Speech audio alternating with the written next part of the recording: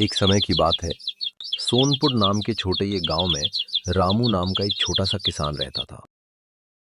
रामू के पास अधिक जमीन नहीं थी, लेकिन उसके पास परिश्रम का अटूट धन था। जहां गांव के किसान किस्मत के भरोसे बैठे रहते या बारिश न होने पर हार मान लेते, वही रामू का मानना था कि मेहनत कभी निष्फल नहीं जाती।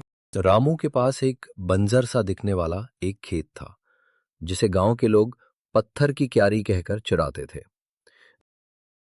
देखो रे देखो भाई, रामू फिर से इस पत्थर की क्यारी पर मेहनत कर रहा है। उसके खेत में मिट्टी कम, कंकड़ ज्यादा था, लेकिन रामू ने ठान लिया था कि वो इस बंजर जमीन पर सोना उपजेगा।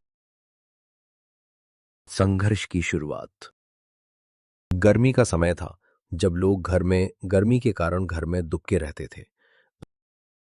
तब रामू सुबह 4 बजे ही अपने बैलों को लेकर खेत पर निकल जाता था। उसने महीनों तक एक ही काम किया, मिट्टी से एक एक पत्थर चुनकर बाहर फेंकना। उसके हाथ में छाले पड़ गए, शरीर धूप में काला हो गया, लेकिन उसने हार नहीं मानी। गांव वाले उसे अक्सर देखकर हंस देते। वो कहते कि रामू, इस पत्थर वाली जमीन पर वक्त बर्बाद मत करो, यहां घास भी नहीं उगने वाली।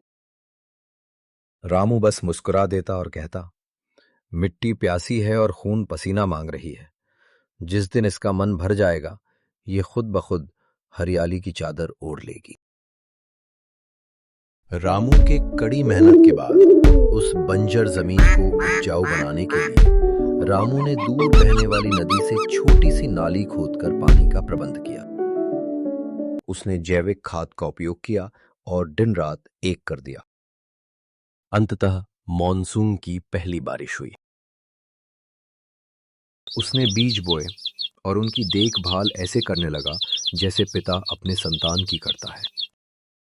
कुछ महीने बाद एक चमत्कार हुआ। जहां सिर्फ सूखे पत्थर पड़े थे, आज वहां लहलहाती हरी फसलें खड़ी थीं। रामू के खेत में गेहूं की बालियां ऐसे झूम रही थीं जैसे कि गांव वाले के ताने का जवाब दे रही हूं। उस साल रामू की फसल गांव में सबसे सर्वश्रेष्ठ हुई। अतः हमें इस कहानी से ये सीख मिलती है कि सही तकनीक और कठिन परिश्रम से असंभव कार्य को संभव किया जा सकता है।